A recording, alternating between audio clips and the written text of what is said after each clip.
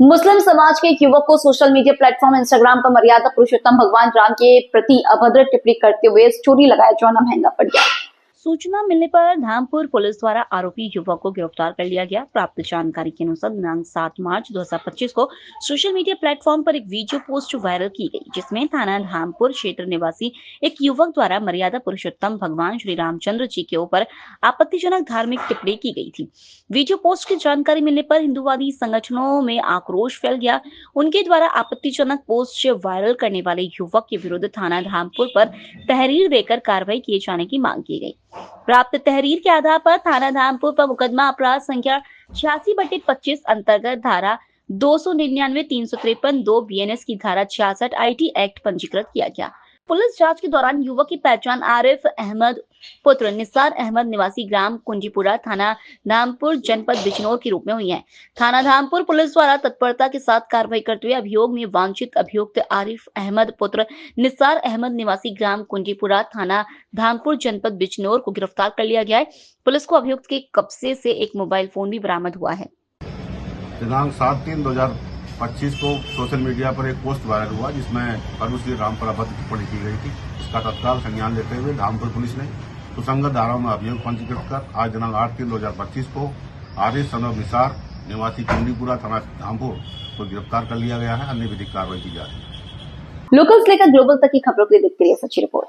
सोमवार को एकादशी के पर्व पर नेशनल हाईवे 21 पर स्थित कस्बा हलेना में होली के उपलक्ष्य में हर वर्ष की भांति श्री खाटू श्याम रंगीला फागोत्सव बहुत ही धूमधाम से मनाया जाएगा। रविवार की शाम मंदिर पुष्पेंद्र शर्मा के सानिध्य में खाटू श्याम मंदिर पर कार्यक्रम का पोस्टर विमोचन किया गया।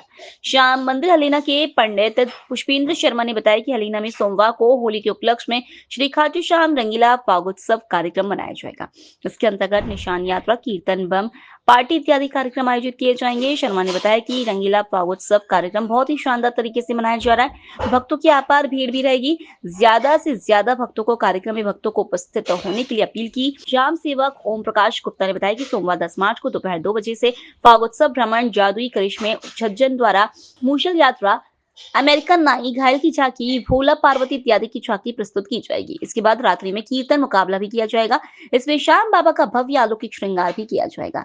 अजब गजब की झांकियां भी प्रस्तुत की जाएगी। जय श्री श्याम। सभी भक्तों को होली की शुभकामनाएं। आपको मालूम होना चाहिए, आपको मालूम रहना चाहिए कि आने वाली 10 तारीख को श्याम दरबार हलेना में बाबा श्याम का फागोत्सव बनेगा। उस दिन आमल की एकादशी है। आमल की एकादशी आंवले के पेड़ के नीचे भगवान परशुराम जी की फोटो प्रतिमा रख के कलश यात्रा की स्थापना करके धूप दीप का पूजा पाठ करके इत्यादि और आंवला की एकादशी मनाएं, जिसमें सागार में आंवला ही लेना चाहिए। आने वाली 10 तारीख सोमवार को श्याम दरबार हलेना में फागोत्सव मनाया जाएगा, जिसमें कलश यात्रा रहेगी, निशान यात्रा रहेगी, बाबा का फागुन की होली रहेगी, जिसमें अजब गजब झांकियां रहेंगी, ढोल नगाड़े बम इत्यादि बजेंगे, रथ यात्रा रहेगी और दोपहर 2 बजे से लेके और शाम 6 बजे तक यात्रा रहेगी, जिसमें अजब गजब झांकी, दूर दूर से जादूगर भी आ रहे हैं अपना जादू करिश्मा दिखाने के लिए श्याम दरबार हलेना में। और रात्रि 8 बजे से बाबा का संकीर्तन चालू रहेगा, जहां से 18 पार्टियां आ रही हैं। 18 पार्टी अपना अजब गजब भगवान श्याम का कीर्तन करेंगी, जिसमें फर्स्ट, सेकंड, थर्ड आएगी, उनको इनाम भी दिया जाएगा ठाकुर दरबार में। और सभी भक्तगणों से मेरा एक कहने का निवेदन है, श्याम दरबार हलेना में पंडित पुष्पेंद्र शर्मा सबसे एक अर्जी कर रहा कि आने वाले सोमवार को 10 तारीख को बाबा का फाग उत्सव हलेना में मनाया जाएगा। एक दिन सभी अपनी खेतीबाड़ी का काम छोड़ के फाग उत्सव में सम्मिलित हों और श्याम बाबा सबके ऊपर असीम कृपा बनाएगा। एक दिन का काम छोड़ने पर ठाकुर आपको 10 दिन का काम देगा, यही ठाकुर की कृपा है। दूर दराज से जितने भी भक्त आते हैं सबको हमने सूचित कर दिया है और हम तो बस एक ही बात चाहते हैं कि ठाकुर दरबार 10 तारीख सोमवार को फाग उत्सव इतना अच्छा धुआंधार बनेगा कि जिससे भूतो ना भविष्यति, ना कभी बना ना बन पाएगा। बस श्याम बाबा की यही असीम कृपा है। ज़्यादा से ज़्यादा फाग उत्सव में सम्मिलित हों। जय श्री श्याम। लोकल से लेकर ग्लोबल तक की खबरों के लिए देखते रहिए सच्ची रिपोर्ट। रविवार को श्री राष्ट्रीय परशुराम सेना संघ की बैठक आयोजित हुई। इस बैठक के दौरान श्री राष्ट्रीय परशुराम सेना संघ धौलपुर का युवा मोर्चा जिला महासचिव का दायित्व पंडित लक्ष्मण शर्मा को सौंपा। नवनियुक्त युवा मोर्चा जिला महासचिव लक्ष्मण शर्मा ने बताया कि श्री राष्ट्रीय परशुराम सेना संघ द्वारा प्रदेश कार्यकारिणी के निर्देश अनुसार एवं युवा मोर्चा जिला अध्यक्ष देव पराशर की अनुशंसा पर पंडित लक्ष्मण शर्मा को राष्ट्रीय परशुराम सेवा संघ धौलपुर का युवा मोर्चा जिला महासचिव का कार्यभार दिया है। ब्राह्मण समाज की मांगों को सरकार के समक्ष रखा जाएगा और जो भी उचित मांगे रहेंगी उन्हें सरकार से पूर्ण करवाने का अथक प्रयास किया जाएगा। मैं पूर्ण ईमानदारी एवं सच्चाई के साथ में इस पद की गरिमा को बनाए रखते हुए पद का निर्वहन करूंगा। जय श्री श्याम, जय श्री राधे, जय गौ माता की। तो सभी भैया को राधे राधे, सभी माताओं को राधे राधे। तो पंडित लक्ष्मण शास्त्री जी महाराज, जिला महासचिव देव पाराशर भैया जी अध्यक्ष, उनकी उपस्थिति में हमको जिला महासचिव बनाया गया है और हमें आशा है कि पूर्ण विश्वास है जो देव भैया पाराशर जी ने जिला अध्यक्ष साहब ने हमारे लिए जिम्मेदारी दी है, हमें पूर्ण विश्वास है उनकी जो सेवा दी गई हैं, उनकी जिम्मेदारियां हैं, पूर्ण विश्वास से करेंगे हम लोग। और जो अपने गौ माता की सेवा, अपनी समाज को आगे की ओर ले जाना, उनको हिंदू धर्म से जोड़ना, उनको संस्कृति दिखाना, अपने धर्म में ये चीज़ होती हैं, मंदिर जाना, गरीबी की सहायता करना, सभी को इकट्ठा करना है। बस्ती माता मतलब ये है सबको साथ लेके चलना है। एक हमारा यही संदेश है कि सभी को साथ लेके जाना है और युवा साथी को ज़्यादा से ज़्यादा हमें जोड़ना है, उनको भाग्य। लोकल से लेकर ग्लोबल तक की खबरों के लिए देखते रहिए सच्ची रिपोर्ट। जिले के मारवाड़ जंक्शन जीआरपी थानाधिकारी प्रहलाद कुमार का स्थानांतरण जोधपुर जीआरपी थाने पर होने पर आज उनके सम्मान में स्थानांतरण समारोह का आयोजन हुआ। स्थानांतरण विदाई समारोह में रेलवे के आला अधिकारी एवं जीआरपी आरपीएफ के आला अधिकारी समारोह में पहुंचे। स्टेशन अधीक्षक राजू लाल धवल एवं जीआरपी आरपीएफ के अधिकारियों द्वारा जीआरपी थाना अधिकारी प्रहलाद कुमार का माला, साफा एवं श्रीफल के द्वारा बहुमान कर उनको विदाई दी गई। इस मौके पर स्थानीय साई सेवा संस्था के अध्यक्ष देवेंद्र सिंह मीणा, जीआरपी के जवानों द्वारा भी उनका बहुमान किया गया। इस मौके पर मारवाड़ के स्थानीय अनेक जनप्रतिनिधि, आरपीएफ एवं जीआरपी के जवान मौजूद रहे। लोकल से लेकर ग्लोबल तक की खबरों के लिए देखते रहिए सच्ची रिपोर्ट। प्रधानमंत्री किसान निधि योजना में किसानों को दी जाने वाली सहायता राशि में भारी गड़बड़ी का मामला सामने आया है। मारवाड़ जंक्शन और रानी ब्लॉक की पीएम किसान आईडी हैक कर 9068 ऐसे लोगों के अकाउंट में करोड़ों रुपए ट्रांसफर कर दिए जो किसान है ही नहीं और यहाँ के निवासी भी नहीं, जिनमें ज्यादातर बिहार बंगाल के किसानों के अकाउंट में राशि ट्रांसफर की गई। यह मामला मारवाड़ जंक्शन और रानी ब्लॉक के भौतिक सत्यापन के बाद पकड़ा गया। मारवाड़ जंक्शन एवं रानी के तहसीलदार ने संबंधित थानों में मामले दर्ज करवाए। मारवाड़ जंक्शन तहसीलदार दीपक सांखला ने बताया कि मारवाड़ जंक्शन क्षेत्र में 62 तो रानी क्षेत्र में 9004 अपात्र किसानों में यह राशि ट्रांसफर की गई। मारवाड़ एवं रानी थाना में मामला दर्ज करवाया है। पुलिस पूरे मामले की जांच में जुटी है। रानी तहसीलदार मनोहर सिंह ने रानी थाने में मामला दर्ज करवाया, जिसमें बताया कि प्रधानमंत्री किसान निधि योजना के तहत ऑनलाइन किसानों के आवेदन पोर्टल पर लिए जाते हैं, जिसमें पटवारी तहसीलदार सत्यापित किया जाता है। प्रक्रिया पूर्ण होने पर किसानों के बैंक अकाउंट से सीधे सरकार की ओर से सालाना दी जाने वाली अनुदान राशि 6000 रुपए भारत सरकार की ओर से ट्रांसफर किए जाते हैं। रिपोर्ट में बताया कि मारवाड़ जंक्शन और रानी की पीएम किसान आईडी पर वार्षिक भौतिक सत्यापन के दौरान यह मामला सामने आया। सर, प्रधानमंत्री निधि योजना में जो करोड़ों रुपए का जो घोटाला हुआ है उसमें क्या अपडेट है सर, क्या मामला दर्ज करवाया गया अभी? वास्तविकता में यह है कि कोई भी किसान जब प्रधानमंत्री किसान सम्मान निधि योजना के अंदर आवेदन करता है तो उसके बाद उसका भौतिक सत्यापन होता है पटवारी के माध्यम से, तहसीलदार के माध्यम से, उसके बाद उसको राशि दी जाती है। लेकिन इसमें ऐसा हुआ है, देसूरी ब्लॉक, रानी ब्लॉक और मारवाड़ जंक्शन ब्लॉक, तो इन ब्लॉक में ऐसा हुआ है कि बाहर से साइबर जो मेवात का इलाका है वहाँ के लोगों के नाम इसके अंदर जोड़े गए हैं। जैसे मारवाड़ जंक्शन के अंदर 62 नाम जुड़े हैं और 62 नामों के अंदर भी ऐसे नाम हैं जो यहाँ के परिवेश से मेल नहीं खाते हैं। जैसे कोई बच्चू सिंह मीणा हो रहा, सुनीता बाई, ऐसे नाम हमारे में मिलते नहीं और कम से कम जिन गाँवों के अंदर नाम आए हैं उनके अंदर वो लोग रहते ही नहीं है, उस जाति के लोग भी नहीं रहते। तो ये ऑटो म्यूटेशन जैसे होता है उसी प्रकार से ऑटो सत्यापन होकर के ये नाम जुड़े हैं। तो एक तरह से साइबर अटैक है जिसके बारे में पुलिस में रिपोर्ट दर्ज करवाई गई है और शीघ्र ही जांच करके दोषियों को दंड दिलवाया जाएगा। लोकल से लेकर ग्लोबल तक की खबरों के लिए देखते रहिए सच्ची रिपोर्ट। महिलाओं के सर्वांगीण विकास और लैंगिक समानता पर विचार विमर्श और शोध नवाचार से लैंगिक समानता को मिलेगा बढ़ावा। प्रोफेसर ए नीलिमा, सतत भविष्य के लिए लैंगिक समानता पर प्रोफेसर ऋतु कपूर का संबोधन। डॉक्टर मनीषा गोयल ने नवाचार और तकनीक के महत्व पर दिया जोर। विद्यार्थियों ने सांस्कृतिक और प्रतियोगितात्मक गतिविधियों में दिखाया उत्साह। डॉक्टर सर्वपल्ली राधाकृष्णन राजस्थान आयुर्वेद विश्वविद्यालय जोधपुर के माननीय कुलपति महोदय के निर्देश अनुसार post graduate institute of Ayurveda Jodhpur में अंतर्राष्ट्रीय महिला दिवस धूमधाम से मनाया गया। इस कार्यक्रम में महिलाओं के सर्वांगीण विकास, लैंगिक समानता एवं नवाचार जैसे महत्वपूर्ण विषयों पर चर्चा की गई। कार्यक्रम की शुरुआत डॉक्टर पूजा शर्मा द्वारा मंच संचालन से हुई। इसके पश्चात प्रोफेसर ए नीलिमा ने महिलाओं में निवेश प्रगति को गति विषय पर विचार व्यक्त किए। प्रोफेसर ऋतु कपूर ने सतत भविष्य के लिए लैंगिक समानता पर जोर दिया। वहीं डॉक्टर मनीषा गोयल ने लैंगिक समानता हेतु नवाचार एवं तकनीक पर अपने विचार प्रस्तुत किए। डॉक्टर वैशाली ने लैंगिक समानता में तीव्र प्रगति की आवश्यकता पर चर्चा की। इसके अतिरिक्त डॉक्टर पूजा शर्मा ने महिलाओं में स्तन और गर्भाशय कैंसर की जागरूकता विषय पर महत्वपूर्ण जानकारी साझा की। डॉक्टर निवेदिता ने भी सतत भविष्य के लिए लैंगिक समानता पर अपने विचार व्यक्त किए। इस अवसर पर कई सांस्कृतिक एवं प्रतियोगितात्मक गतिविधियों का भी आयोजन किया गया, जिसमें BA, MS, BH, MS एवं PG के विद्यार्थियों ने उत्साहपूर्वक भाग लिया। अंत में डॉक्टर आशा KP ने धन्यवाद ज्ञापन प्रस्तुत किया। इस आयोजन में लैंगिक समानता और महिलाओं के सशक्तिकरण को बढ़ावा देने की दिशा में एक महत्वपूर्ण कदम रखा, जिससे संस्थान में सकारात्मक ऊर्जा और जागरूकता का संचार हुआ। लोकल से लेकर ग्लोबल तक की खबरों के लिए देखते रहिए सच्ची रिपोर्ट। रविवार को टीबी मुक्त ग्राम पंचायत अभियान कार्यक्रम की समीक्षा ब्लॉक मुख्य चिकित्सा अधिकारी डॉक्टर गोविंद सिंह चुंडावत की अध्यक्षता में पंचायत समिति सभागार सुमेरपुर में संपन्न हुई। सुमेरपुर में 5 मार्च 2025 से चल रहे टीबी मुक्त ग्राम पंचायत अभियान के तहत विविध गतिविधियां आयोजित की जा रही हैं। इसी क्रम में आज जागरूकता कार्यक्रम आयोजित कर ब्लॉक से आए सभी आशाएं ANM को अपने क्षेत्र की ग्राम पंचायत को टीबी मुक्त ग्राम पंचायत बनाने के संबंध में जानकारी दी गई।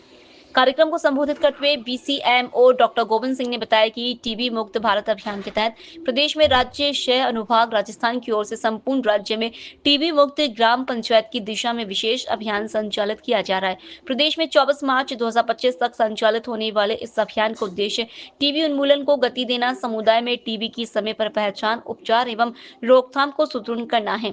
ब्लॉक कार्यक्रम अधिकारी प्रमोद गिरी ने बताया कि अभियान के तहत प्रमुख इंडिकेटर संदिग्ध टीबी मामलों की जांच, टीबी नोटिफिकेशन दर, उपचार सफलता दर, ड्रग सस्पेबिलिटी टेस्ट, निश्चय पोषण योजना का लाभ, निश्चय मित्र द्वारा पोषण किट वितरण निर्धारित किए गए हैं। कार्यशाला में senior treatment supervisor Kalpesh Joshi के द्वारा उपस्थित कार्मिकों को अपने इस क्षेत्र की ग्राम पंचायत को टीबी मुक्त ग्राम पंचायत बनाने के संबंध में शपथ दिलवाई और विस्तृत जानकारी दी गई। इस बैठक में वरिष्ठ lab technician Minjaram, nursing officer Ashok Kumar, pharmacist Modaram व कविता, कंप्यूटर ऑपरेटर इमरान महेंद्र व अन्य कार्मिक उपस्थित रहे। संपूर्ण विश्व में 8 मार्च के दिन अंतर्राष्ट्रीय महिला दिवस का आयोजन भव्यता के साथ किया जाता है। इस दिवस का महिलाओं के लिए विशेष महत्व इसलिए क्योंकि संपूर्ण विश्व की महिलाओं के प्रतिरोध के बाद महिलाओं को मताधिकार प्रयोग का अधिकार मिला था।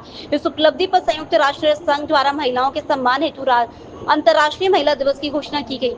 इस दिन राजनीतिक, सामाजिक, व्यापारिक एवं सांस्कृतिक क्षेत्र में उत्कृष्ट कार्य करने वाली महिलाओं को विशेष रूप से सम्मानित किया जाता है। संघर्ष सेवा समिति एवं उसके अनुषंगिक संगठन संघर्ष महिला संगठन नारी सशक्तिकरण के क्षेत्र में विगत कई वर्षों से कार्य कर रहा है।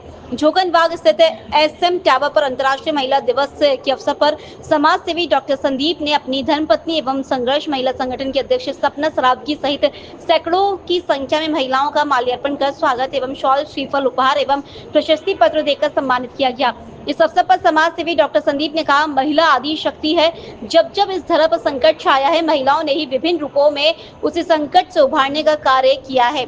हमारा संगठन अब तक सैकड़ों महिलाओं की विवाह में सहयोग कर चुका है। साथ ही सनातन परंपरा अनुसार हम प्रत्येक कन्या के पैर पखारकर उसे अपना कार्यालय से उपहार देकर विदा करते हैं। सामाजिक, राजनीतिक, व्यापारिक, सांस्कृतिक एवं कला क्षेत्र में कार्य करने वाली महिलाओं को आज हम अपने कार्यालय पर सम्मानित कर रहे हैं और उन्हें आश्वासन देते हैं, हमारा संगठन आप सभी के लिए सदैव तत्पर है। हर समस्या में हम आपका यथासंभव सहयोग करने का प्रयास करते रहेंगे। आज इस उपलक्ष्य में देश भर की सभी महिलाओं का अभिनंदन करता हूं।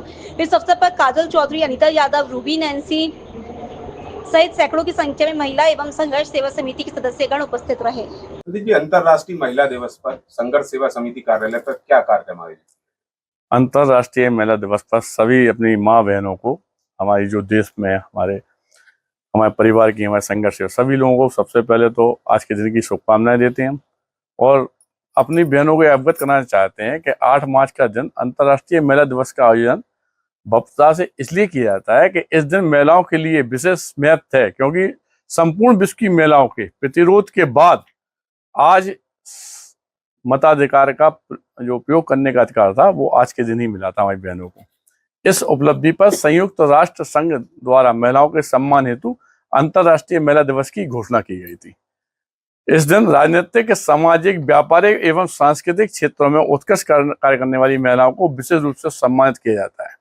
संघर्ष सेवा समिति एवं उसके अनुशासनिक संगठन संघर्ष महिला संगठन नारी सशक्तिकरण के क्षेत्र में विगत कई वर्षों से काम कर रहा है, और जितनी भी बहनें हमारे यहाँ उन्हें लगता है कि माँ बाप नहीं है या उनकी पढ़ाई लिखाई में दिक्कत है या कोई तरह की परेशानी है, तो मैं डॉक्टर संदीप सरावगी एवं मैं अपने हमारी धर्मपत्नी सपना संदीप सरावगी जी, दोनों लोग दिन रात यही प्रयत्न करते हैं किसी तरह किसी के आंसू पहुंच पाए।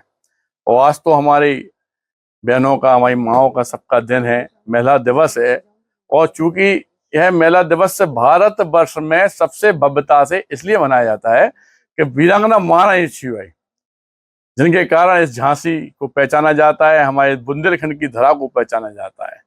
ऐसी एक महिला जिसने वास्तविकता में एक ऐसी चिंगारी जलाई जिससे देश आजादी की ओर बढ़ पड़ा था। आज इस महिला दिवस पे सभी लोगों का हम धन्यवाद करना चाहते हैं और एक प्रतिज्ञा अस्थिर लेते हैं महिला दिवस पे कि वास्तविकता में जिस तरह से हम लोग अपनी बेटियों का, अपने परिवारों का रख रखाव करते हैं, ध्यान रखते हैं, उनके दुख सुख के भागीदार बनते हैं, इसी तरह पूरी जिंदगी हम लोग निरंतर ऐसे ही काम करते रहेंगे। सभी हमारी बहनों को दोबारा हार्दिक अभिनंदन, शुभकामनाएं। Shri Agarwal senior higher secondary school bus stand Alwar, Shri Jain Oswal senior higher bus stand Alwar, Sandipani senior higher secondary school Alwar, BL public school Naya Bas Alwar, saint Xavier senior higher secondary school Bansur, step by step senior higher secondary school Ambedkar Nagar और Chikani Bal Bharti senior higher secondary school scheme 8, Gyandeep senior higher secondary school Daudpur, Sanjay school scheme 2, बाल Bharti senior higher secondary school Nagar, Gayatri senior higher secondary school Nagar, राजकीय senior higher secondary Bahadurpur, Delhi public school Alwar, Sanvardhan nursing college Jindauli, Saraswati Vidya Mandir Vivekanand नगर अलवर। पूरे देश में एक ही आवाज आ रही है, अलवर के सर्जन डॉक्टर विजयपाल यादव अलवर के सभी स्कूलों में अब तक सभी बच्चों को एक अच्छा संदेश देते हुए श्रीमद् भागवत गीता का महत्व स्कूलों के अंदर बच्चों को बताते हैं और श्रीमद् भागवत गीता का निःशुल्क वितरण करते हैं, जिससे जो नशे में युवा जा रहे हैं, श्रीमद् भागवत गीता पढ़ने के बाद युवा नशे से दूर रहे, बस भगवान की भक्ति में लीन रहे। जो आजकल अपराध की दुनिया में युवा जा रहे हैं, सभी स्कूलों में निःशुल्क भगवत गीता सभी ग्रामीण और पूरे शहर पूरे जिले से श्रीमद् भागवत गीता का संदेश लगाकर सभी स्कूलों में निःशुल्क भगवत गीता सभी ग्रामीण और पूरे शहर पूरे जिले से श्रीमद् भागवत गीता का संदेश लगातार पूरी दुनिया में जा रहा है। भगवत गीता है जो लगातार आप स्कूलों में भी जा रहे हैं, एक अच्छी जागरूक भी कर रहे हैं बच्चों को, क्या उद्देश्य है इसका आगे? हरे कृष्ण। देखिए, श्रीमद् भगवत गीता, पहले मैं आपको क्लियर कर दूं कि ये किसी धर्म का कोई ग्रंथ नहीं है, कोई हिंदू मुस्लिम क्रिश्चियन इससे कोई लेना देना नहीं। इसमें 5 चीज़ों का वर्णन है, जीवात्मा, परमात्मा, प्रकृति, काल और कर्म का। ये प्रकृति कैसे कार्य करती है, हम क्यों हैं यहाँ पर, हमको हमारे जीवन में क्या करना चाहिए और क्या नहीं करना चाहिए, ये भगवत गीता हमको बताती है।